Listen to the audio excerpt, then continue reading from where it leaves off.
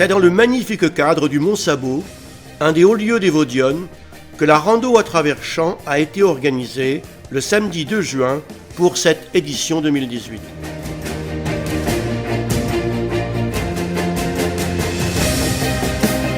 Le rendez-vous était fixé à la ferme de Francis Perdria à Vigne-le-Haut.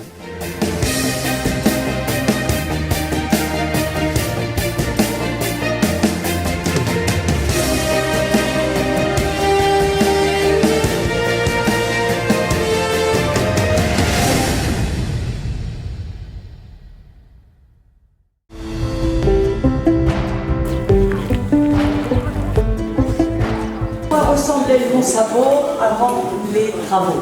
Enfin, l'extérieur, parce qu'il y a l'extérieur qui a été fait. Voilà, ils ont enlevé des tonnes de lave.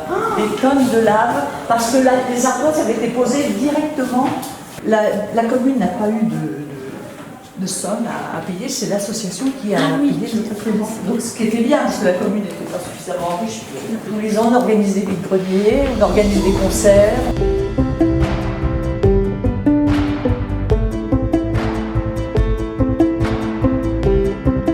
Alors les 4 premiers rangs, c'est du melon.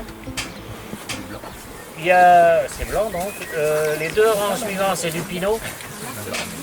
Rouge. Et le reste, c'est du chardonnay.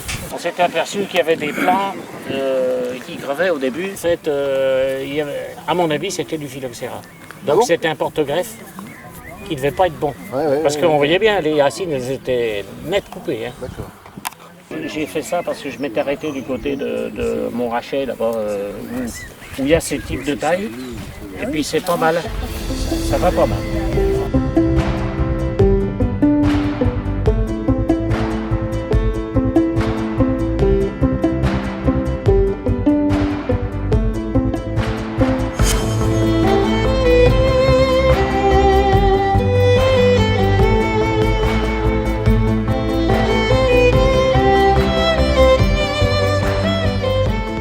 On a du blé, on a de la févrole, hein, la plante, voilà, ça c'est de la févrole.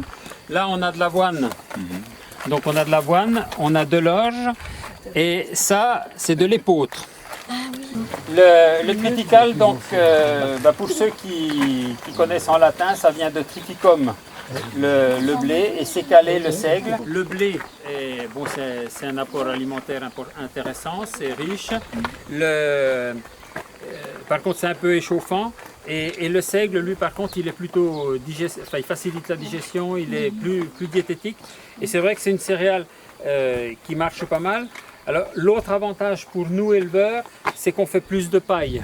On fait facilement un tiers, voire 50% de plus en paille à l'hectare qu'avec du blé.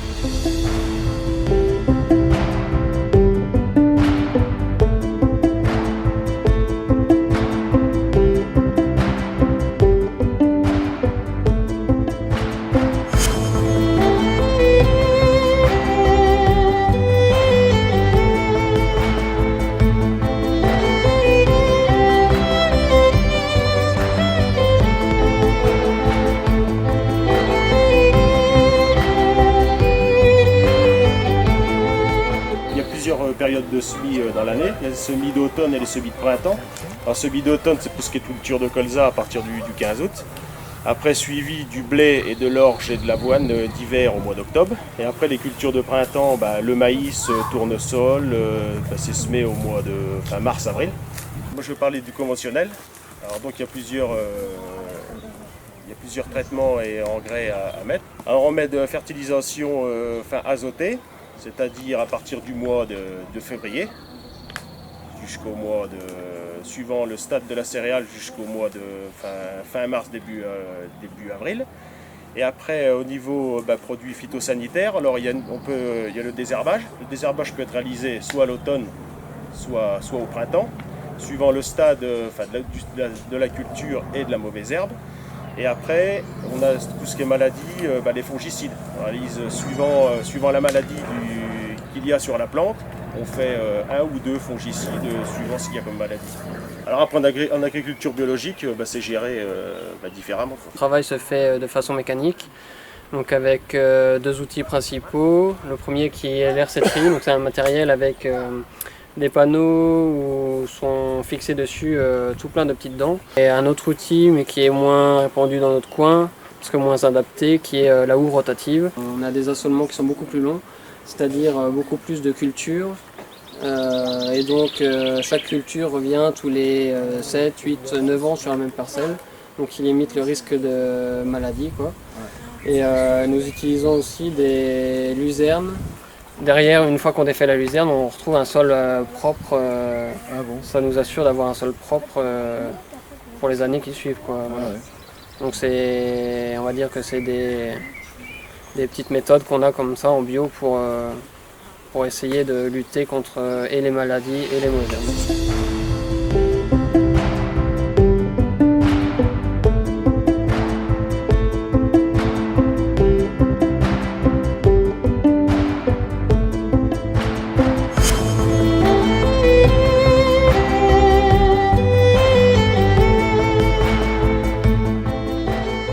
Ici, on est au carrefour de deux voies romaines importantes. Et donc le Mont Sabot, avant d'être une chapelle, ça a toujours été un lieu sacré, mais il y a eu ici une fortification romaine sur le Mont Sabot. Et il y avait une autre fortification située sur le Mont Lanciou, qui est juste au-dessus de Neuffontaine, si bien que des deux côtés de la voie, vous aviez donc deux points de contrôle qui assuraient la surveillance. Alors vous avez là-bas, quand vous retournez, vous avez cette colline là, vous voyez tout à fait au fond là. C'est la colline de Montenoison. On est à 40 km entre les Monts Sabot. Et là, à l'époque néolithique, donc là, 3000, 4000 ans avant notre ère, des gens communiquaient entre ces deux collines. Dans les légendes, on dit que les gens allumaient du feu ici, un peu comme faisaient les Indiens, et on retrouvait là-bas ceux qui étaient de l'autre côté recevaient les communications. La chapelle, elle est construite pratiquement à la fin du XIe siècle. Une période relativement importante, puisque la deuxième croisade, c'est 100 000 chevaliers. Et une grande partie de la population normandelle y participe. Et on disait qu'à cette époque-là, il restait dans les villages un homme pour 7 femmes et vieillards. Et donc la dédicace de cette chapelle, c'est Saint-Pierre-aux-Liens. Donc ce qui montre bien qu'il y a un lien entre cette histoire de Saint-Jacques et on revient toujours à cette histoire de pèlerinage. Une légende qui prétend qu'une chèvre était poursuivie par un loup, elle s'est retrouvée dans la chapelle. Elle s'est montée sur l'autel, à ce moment-là, les paysans, on voit cette vue pour terrasser le loup. Il y a une autre version qui prétend que quand la chèvre a pénétré dans la chapelle, sa chaîne est restée bloquée dans la porte, et le loup est arrivé, s'est étranglé. Et en haut, là, vous avez deux statues. Donc ici, vous avez la chèvre, et de l'autre côté, vous avez le loup.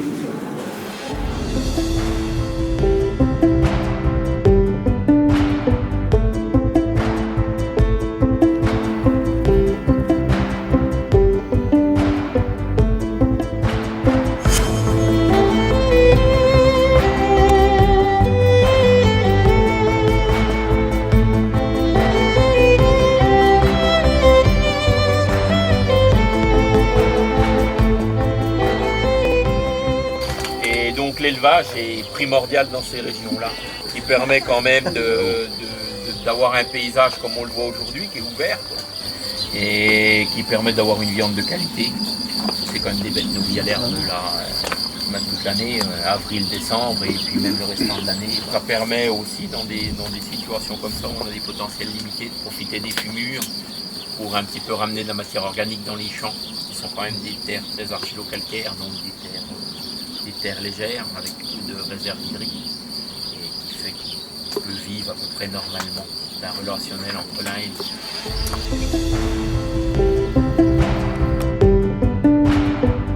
Alors vous êtes sur le site de la gueule du loup, mais si vous regardez bien, vous voyez que la gueule du loup n'a pas une gueule de loup, mais plutôt des oreilles d'ours. L'eau qui sort de cette gueule du loup est à 12 degrés, on a mesuré cet après-midi.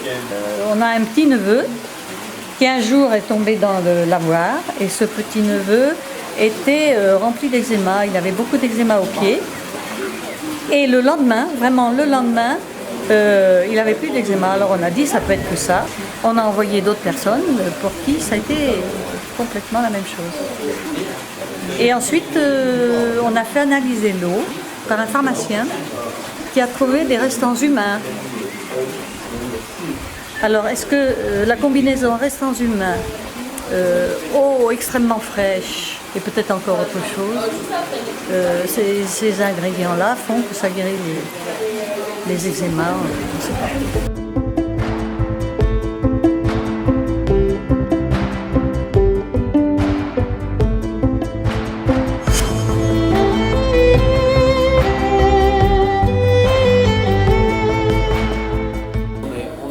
On a une façon de faire qui fait que nos animaux n'ont pas contracté la maladie. Et pourquoi? Tout simplement parce qu'ils mangent de l'herbe. Donc partant de ce constat-là, on a voulu obtenir une IGP, indication géographique protégée. Donc c'est un des 4 signes européens reconnus. Donc vous avez le bio, vous avez l'AOP, vous avez le label et vous avez les IGP. Cette démarche a duré pendant plus de 15 ans. On a obtenu cette IGP le 31 mai 2017. Donc voilà, c'était enfin l'aboutissement à un travail de nombreuses années. Donc cette zone, vous avez 1505 communes qui ont 65% de leur surface en herbe. Ça, c'était un critère. Après, il nous fallait que au moins 50% des vaches sur ces communes soient allaitantes. Et aussi un autre critère, sur les 50% de vaches allaitantes dans cette commune, dans cette zone, il fallait qu'elle ait au moins 85% de charolaises.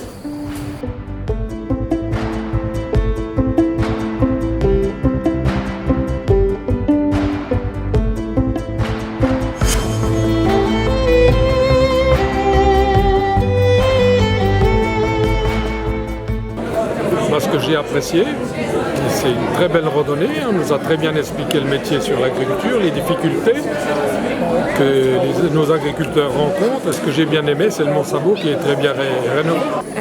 Moi, j'ai trouvé ça vraiment très intéressant, même si je connais bien le milieu agricole. Mais ça apporte toujours quelque chose. On apprend toujours des petites choses intéressantes. En plus, on avait un temps super. Tous les intervenants étaient très agréables et intarissables en plus. Et en plus, on a donc un beau paysage et tout, verdoyant. Moi, j'ai adoré. Belle journée, en tout cas. Donc là, c'est la deuxième rando qu'on organise. Donc l'an dernier, c'était à Noix. Aujourd'hui, c'est à Avignon. Donc ouais, c'est assez sympa parce qu'on rencontre pas mal de gens, différents métiers, des gens qui connaissent le métier, d'autres beaucoup moins. Et donc voilà, on explique ce qu'on fait. Et puis donc là, le circuit 7 km, donc c'était assez long, mais ça s'est bien fait. Et puis voilà, donc ce soir, le repas autour d'une pièce de charolais, IGP Charolais de Bourgogne, donc ça devrait bien se passer. L'organisation, non pas trop difficile, puis très agréable au niveau de la journée qui s'est passée. Faire expliquer notre métier, les avantages, les inconvénients, à toutes les personnes qui ne le connaissent pas forcément. Et puis je pense que les gens ont bien apprécié, la balade était quand même très agréable, je pense. Puis en plus, un temps magnifique qu'on a eu, alors tout était impeccable. Il y a donc le bourg de Neuffontaine, où il y avait la mairie il y a quelques années. Maintenant, la mairie, elle est à Vinelot, donc c'est aussi un hameau. Il y a Vigne-le-Bas, Chitry-Mont-Sabot, Flé et Montbuet. Et ça représente une population ? 210 habitants environ. On a été élus en 2010 et on a, au fil des années, réussi à restaurer l'extérieur de Mont-Sabot. D'abord, on l'a restauré avec l'aide d'une association. Donc c'est un beau parcours d'énergie collective. Et vraiment ça, je suis fière d'avoir partagé ça avec les différentes personnes qui ont œuvré à cette restauration. On a la chance, nous, d'avoir quand même un pôle de jeunes agriculteurs dynamiques. Donc moi, j'apprécie particulièrement leur intervention et leur journée qu'ils ont préparée aujourd'hui.